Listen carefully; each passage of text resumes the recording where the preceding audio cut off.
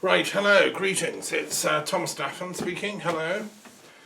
And it's my weekly broadcast, today being the 13th of September, here in the Musée des Muses, in the glorious middle of France here, La Creuse. Sleepy little part of France, surrounded by gorgeous oak trees and rolling hills and so on, a bit like Sussex actually. So anyway, blessings from France. Since we last met, we've had the anniversary of 9/11. I'm going to be speaking about that mainly today, but also other things. And I'm going to start out with a quote from a couple of sages. Every morning, every day, I celebrate here in the Museum of the Muses sages and saints from the universal tradition. You know, I run the World Intellectual Forum, I run an institute dealing with peace and global philosophy. So my interest in ideas is global, hence this book, which is 600 pages. It's like a dictionary of saints and sages, but not just from Christianity. You know, Oxford University do a lovely little dictionary of saints, which I've got, and I've got loads of other anthologies, collections of saints, where you can look up the saint of the day. And as my students in my religious studies classes may remember, I used to always begin lessons with, like, who's the saint of the day? And most kids have never heard of, you know, these saints. And it's very interesting because it's a chance to learn. And there's at least one, usually 2 or 3 for each day of the year in the Christian calendar. But what about Hindus, Jewish, Islam, etc.? So there aren't such things. So I created the equivalent, and I went through the lists of all my books, because this was really before the internet was overused, using my huge library. Went through all my books of compilations of Buddhist, Hindu, Jewish, Islamic, etc., pagan, Druid, Jain, Sikh, Baha'i, Zoroastrian, you know, all the world's religions, and I selected out who are the main saints and sages in that lineage. And then I allocated them to each day of the year. So we have 13 for each day of the year. And another column is for Freemasons, because a lot of them are very, you know, they were wise people, like Goethe and you know, Lessing and Schiller and all of the great thinkers of the Enlightenment period onwards, really. And so, that's the book. It's really interesting. I mean, I wrote it because there isn't one. And it's still the only one of its kind. I mean, you can get little equivalents. Tolstoy is writing something similar. He gives for every day of the year a quote from a selection of sages, and also 1 or 2 from himself. But it's not the same. It's a smaller kind of compilation. But that was his last ever book. The great author of War and Peace was doing something similar. Auguste Comte, the philosopher and positivist sociologist, also did something similar. But it's smaller and not so comprehensive. Okay, so anyway, there we are. And so I'm going to share with you, to begin this talk, who are the saints and sages of today? Because I thought they were quite interesting when I was doing them this morning. We've got an interesting crop, so to speak. And you know, they show us something. That's the reason for doing this exercise each day. Obviously, it's a learning thing. So today, the 13th of September, we have a whole bunch of very interesting ones, and I'm going to just summarise a few of them, not a whole lot, to share kind of where I'm coming from as a philosopher, because these are my backups, right? So today we have the following list. We have the 13th of September. Right. Hang on.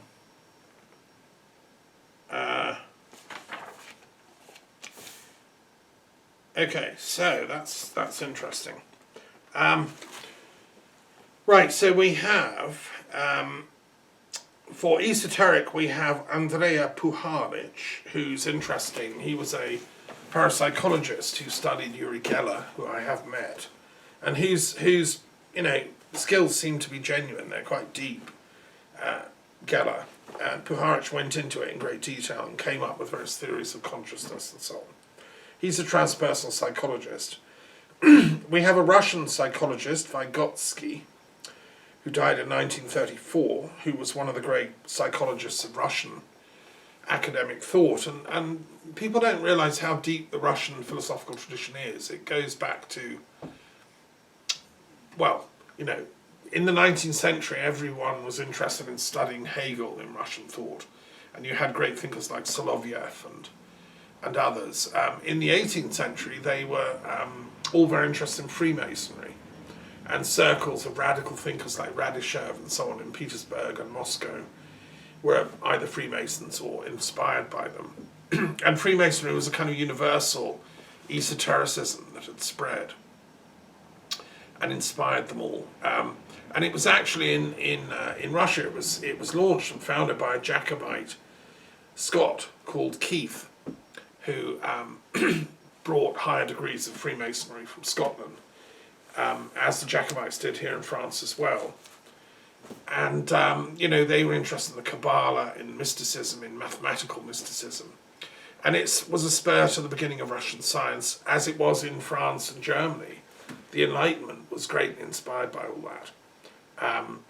And Martha Keith Souchard has done a brilliant study of the esoteric influence of Jacobite Freemasonry on European thought, and also where it came from. She works out that it was inspired by medieval Masons coming to Scotland and bringing with them all their Kabbalistic mathematics, their esoteric knowledge, going right back to Jewish influences, but also Raymond Lull, Sufi influences, things picked up in the crusading period in the Middle East.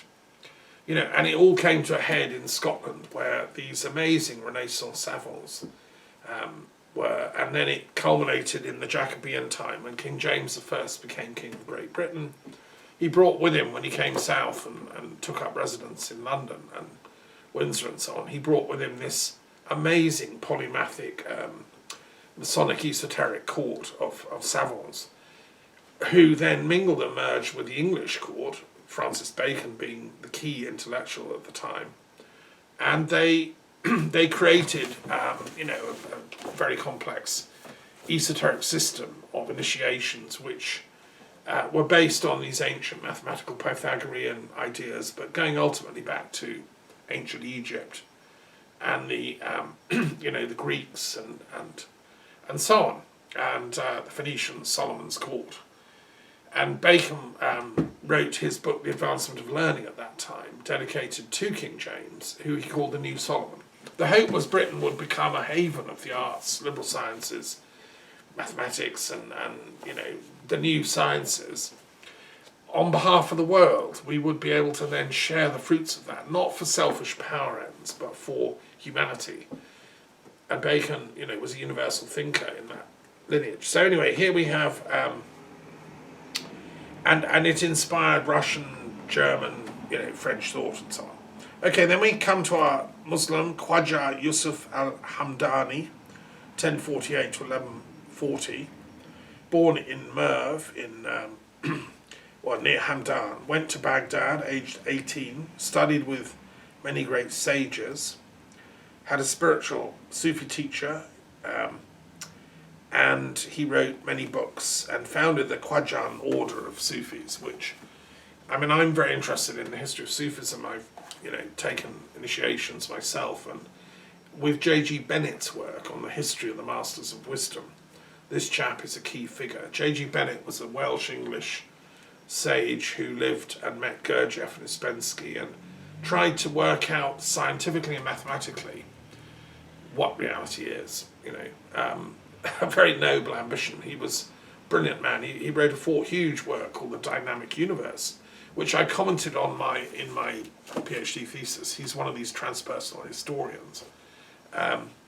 So, you know, there's a lineage. These sages are interlinked, and they're all worshippers and lovers of the eternal. And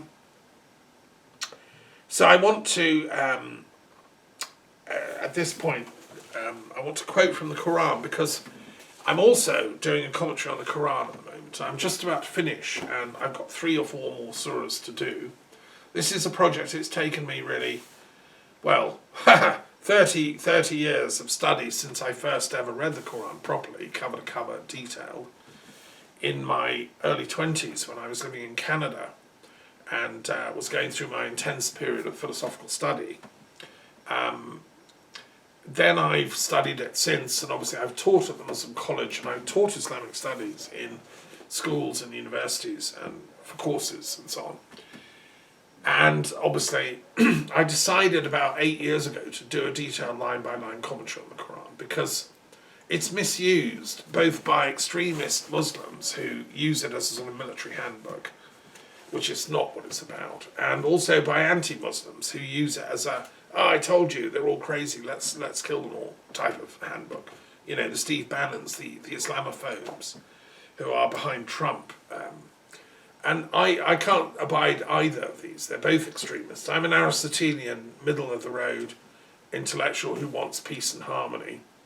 And so I decided to do a philosophical commentary on the Quran, to reclaim it from the detractors who don't understand it, who misuse it, misinterpret it, and have turned the world into a bit of a nightmare, you know, because we have both extreme, I'm a Muslim, I'm going to kill you all types, and I'm an anti-Muslim, I'm going to kill you all types. And they're all battling it out on the internet. And, you know, it's bonkers. And when I taught at the Muslim College, I've known many, many dear Muslim friends. I've met many Sufis. I've sat at the feet of many great sages. I know that's not what the Quran is about. It's not what Islam is about. So I'm doing my commentary to reclaim it as a philosopher and historian. I'm doing it chronologically, so it's dealing with the life story of Muhammad's revelatory sequence as it unfolds. Nobody's ever done this before. There are great commentaries. The Study Quran under Sayyid Hussein Nasr is one of the best. Yusuf Ali, who was a great early Islamic British Indian scholar, he's done a brilliant sort of explanatory translation and commentary, which I'm using as the basis, but he doesn't go into the very deep comparative philosophical studies. I mean, he was living at a time before that was possible, really. There's a lot being discovered about the mixtures of Arabian, Zoroastrian, Gnostic, Kabbalistic, Jewish and Christian mélange that was simmering around in the desert, which found its way into a lot of the Quran. And so I'm going into a lot of that. So anyway, this is from, and for many people, this is totally unknown territory. I mean, most ordinary people in Britain or Europe who aren't Muslim don't read the Quran. Only Islamologists, people that are specialists like me, religious studies teachers, do. But then they tend to read it, you know, critically, and whereas I'm slightly different. I'm reading it existentially. I'm reading it as a statement from spirit to our spirits. And okay, so this is from Surah 48, which is called the Victory, and it refers to a very important event at the ending, towards the end of Muhammad's career. You probably know that he'd been kicked out of Mecca for becoming a religious studies teacher, who was trying to get people to think about the divine unity underlying everything. Kicked out because it was thought he would threaten the pagan pilgrimage trade, which was, you know, depended on every tribe having their own little deity in the Kaaba, pinned to the wall or stuck in a sanctuary niche.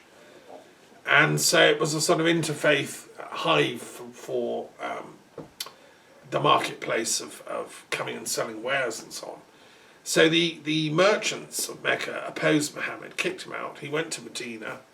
They then kept trying to kill him and advancing armies towards him, and there were several huge battles, which miraculously and stubbornly he never lost. He kept escaping and kept, you know, winning, actually.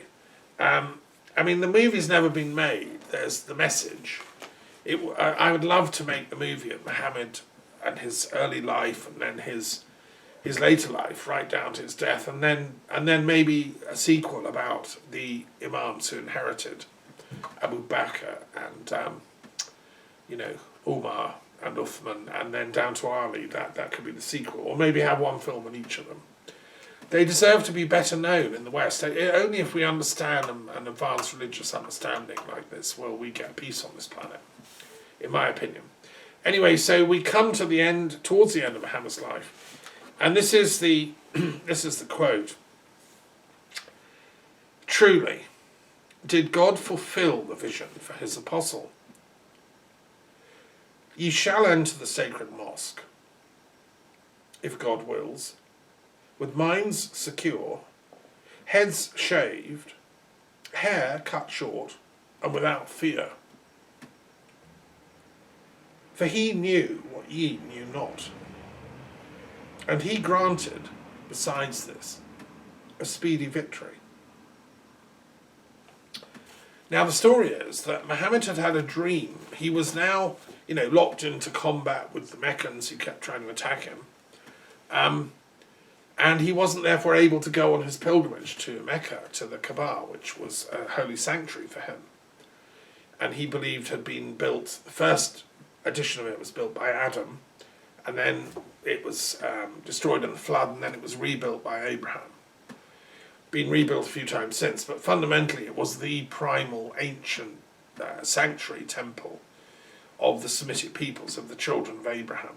It was built for the tribes, particularly of Ishmael, who descended from Abraham's oldest son, Ishmael, and his partner, Hagar, an Egyptian.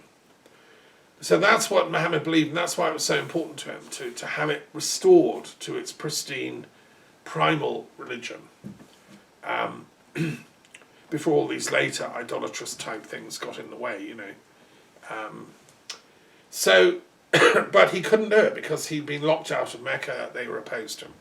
Anyway, he had this dream, and in the dream he went on pilgrimage there. And he woke up and he told his followers in Medina, he said, we're going on pilgrimage to Mecca. And they said, what are you talking about? You're crazy, we'll all die. And he said, no, God will open the path. And he got together 1,000 of his followers from Medina, and they went on pilgrimage to Mecca, unarmed. This was a spiritual pilgrimage. The deal was when you went to Mecca, you didn't take arms. It was a holy thing. And you had to wear a particular little white, you didn't go overdressed. You didn't wear all your finery and stuff. You wore a pilgrim's costume, and you also shaved your hair, or in the case of women, you might cut it short. It was a symbol that you've come on a religious pilgrimage. Anyway, that's what they did. They set off. And some people thought, he was crazy. It's like a suicide mission. There are 1,000 of them, okay, so they're quite a formidable force. But on the other hand, they didn't have any weapons. They were unarmed. And the Meccans could have surrounded them. Anyway, what happened is they stopped outside Mecca at a place called Hudaybiyah, under a tree. It was a little kind of oasis on the outskirts of Mecca. And they sent Uthman in to do a negotiation. He had friends in Mecca. I mean, all the Muslims had friends in Mecca, but he had lots of high-up contacts because he was a wealthy merchant type. And it was thought that he could negotiate some sort of peace deal where they'd be allowed to continue the pilgrimage. All they wanted to do was go to the Kaaba, circumambulate it, say some prayers, and come home. That was their duty. Uthman went, didn't hear from him for a day and a night. The Muslims began to get a bit worried. They were thinking, well, what if they've killed Uthman and they're coming for us now? What if they're all sharpening their weapons and we're going to die? So in this, Muhammad, as a master of psychological self-defense, jiu-jitsu master of the mind, he said, okay, I'll tell you what we'll do. We'll all do a second fealty swearing ceremony, like an initiation ceremony. We'll pledge our oath of loyalty to God. We will stand together. We will stand with the Prophet of God. We will not betray each other or the Prophet. And even if they come for us with their weapons, well, we've got staffs, we've got sticks, we can find stones. We'll fight them off somehow, we'll do something. And we'll swear a fealty oath not to kind of run away and betray each other. And so they did that, and it became known as the Treaty of Felicity, Ridwan in Arabic, because the people that took it, they were pledging to death. They thought they might die. But they were committed to Islam enough that they weren't going to be deterred, even if, the Meccan army suddenly appeared over the sand dunes. Well, lo and behold, after all that, I don't know, the next day or something, Uthman marched into camp with some of the grandees of Mecca saying, it's all okay, guys, we're going to sign a peace treaty. We'll call it the Treaty of Hudaybiyah. And these are the terms. They'd spent all night, haggling over the terms. And Uthman had struck a good bargain. There was going to be 10 years of perpetual peace between the Muslims and the Meccan pagans. Neither side was allowed to attack each other. There were details about who got to return which prisoners. And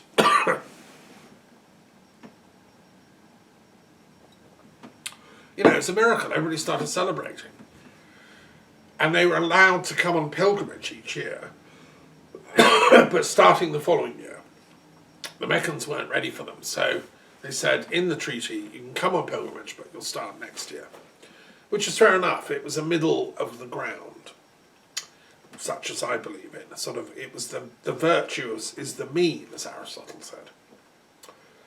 Anyway, they went home, and this is what this verse refers to.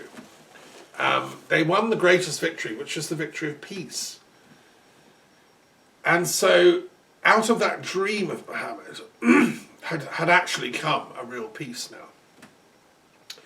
What happened was a couple of years later, some of the outriders of the Meccan pagans had done something silly and spat some war fighting with some of the Muslims. And of course that meant the treaty was cancelled. And that was to their own loss because according to the terms of the treaty, if that happened, it was null and void. So the Muslims then turned up in Mecca, outside Mecca, with an army this time, armed, 10,000 strong, with Muhammad at the fore. And the Meccans decided not to fight. Let him have his command, let him have his way. We don't mind. Islam seems quite a reasonable thing, really. And the Meccans had gradually been won over intellectually to this concept of unity. Now, from the point of view of non-violence, it was non-violence that finally won this victory. You see, because Muhammad had the dream, because his followers were prepared to go unarmed, I think they won the moral victory against the wars themselves that had been going on. And so that's really how Islam triumphed, was through non-violence, through faith, and through a dream. And then it goes on. It is he who has sent his apostle with guidance and the religion of truth to proclaim it over all religion. And enough is God for a witness. Okay, so in my commentary I've gone into this verse in great detail, and I think this is a really interesting verse, because what is Islam about? What was Muhammad actually preaching? Was he preaching a sort of another desert religion with a particular god called Allah, which was going to become another sort of rival sect? Or was he trying to get people to reawaken to the original unity at the heart of being, the divine transcendental unity at the heart of all knowledge, which Plato had talked about, and which Fritjof Schuon spoke about in his important book, and his writings, and René Guénon, and all the other great, Sufi thinkers. Well, in my opinion, this verse is a clincher. What he's saying is, Islam has come to restore people back to the primal unity that we all come from. Whatever our outer garb, we could be English or Dutch or French and follow different traditions or sects within Christianity, or follow different pagan gods in the old tribal systems, and the pantheon of many gods in Europe in the rich pagan heritage and so on. And as a Druid, I appreciate and like the pantheons, and as a Hellenist, I love the Greek gods and goddesses, but ultimately, what is it beyond and behind and within them all?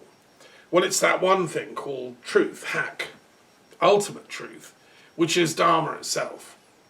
So when Buddha was asked, are there gods, he smiled and would just say, look, just do the Dharma, just do the Eightfold Path, just, get on with the Dharma, and you'll discover about the gods later on. I mean, in fact, Buddha, yes, of course he believed in the gods, and if you go to where he came from, as I've done, if you go to Nalanda and Sarnath and places associated with his life, in the museums, there's all these statues of Indra. Indra was Buddha's god. I mean, it's as clear as daylight. That's why the thunderbolt is always the symbol of Buddhism, especially in Tantric and Vajrayana traditions. The diamond thunderbolt is Indra's choice of transmission of knowledge. So I think Buddha was Indra born, into human form. I'm sure that's what he realised at the moment of enlightenment.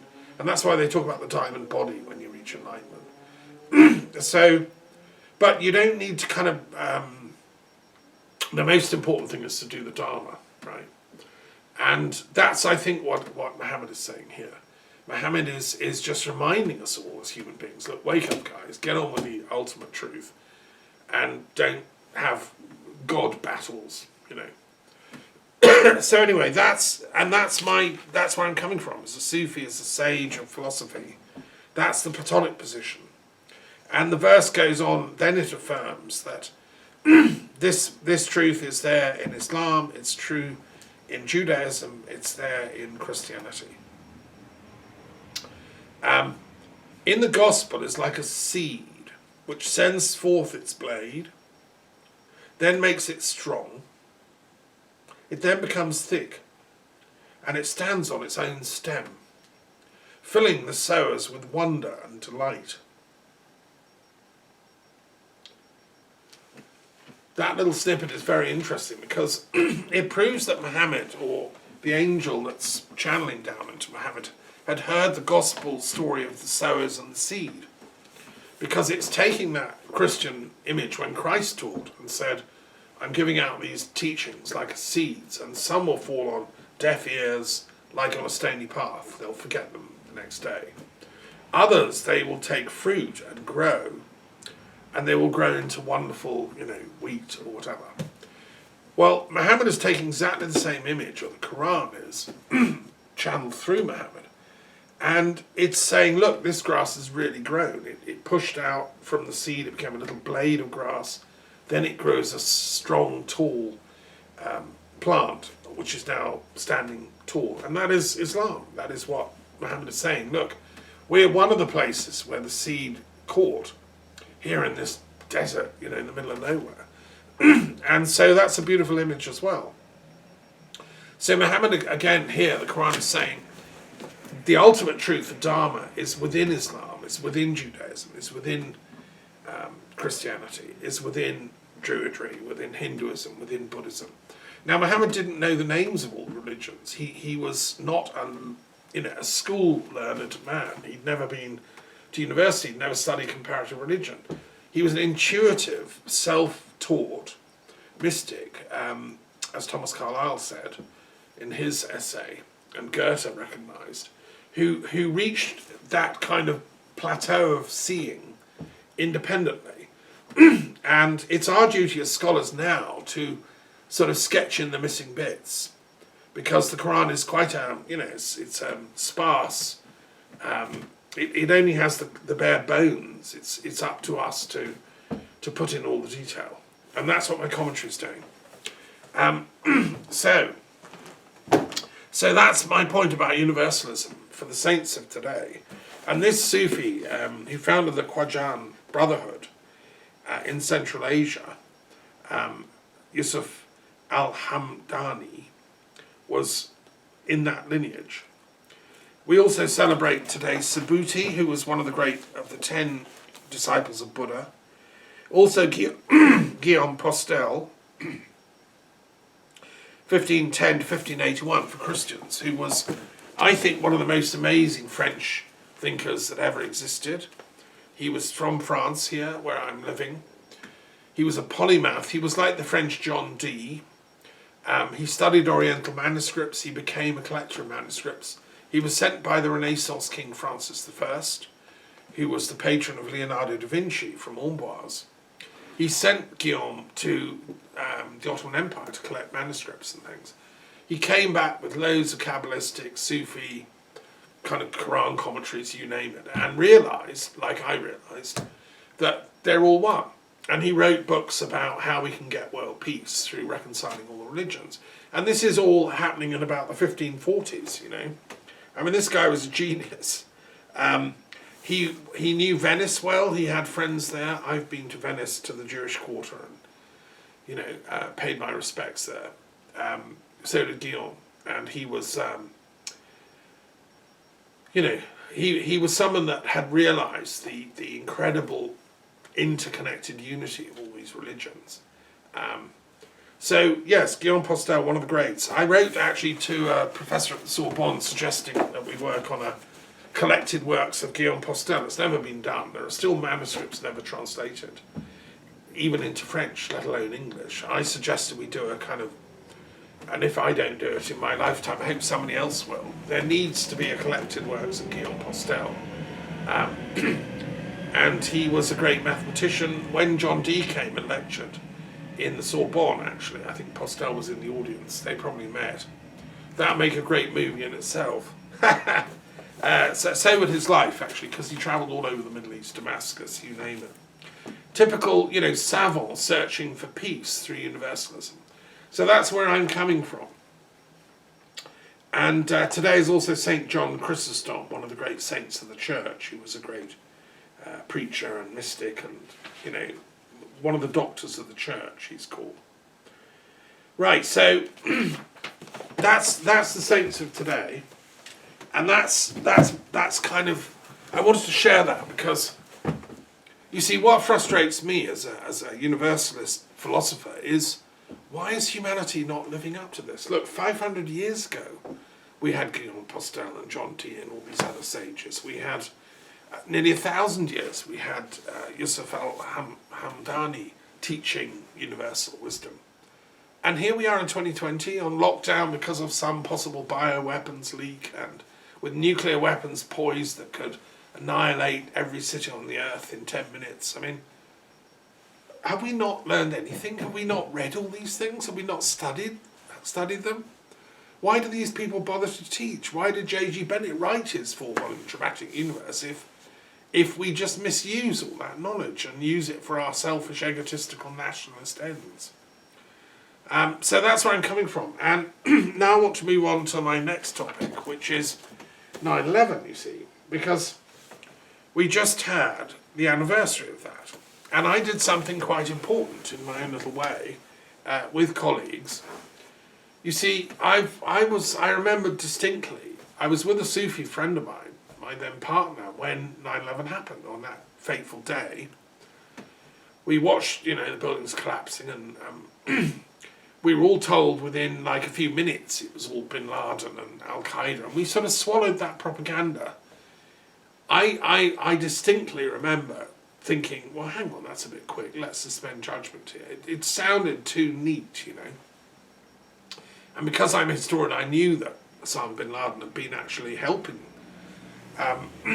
you know, American and to some extent British intelligence in Afghanistan against Soviet invasion. So how come he was suddenly the bad guy? It seemed to me too neat. Anyway, I suspended judgment. I organised a conference that November at Gladstone's old place, St Daniel's Library. And we had, you know, Jane Goodall and other people coming and speaking about what is aggression, what is violence. It was called The Educational Implications of 9/11. But at that time,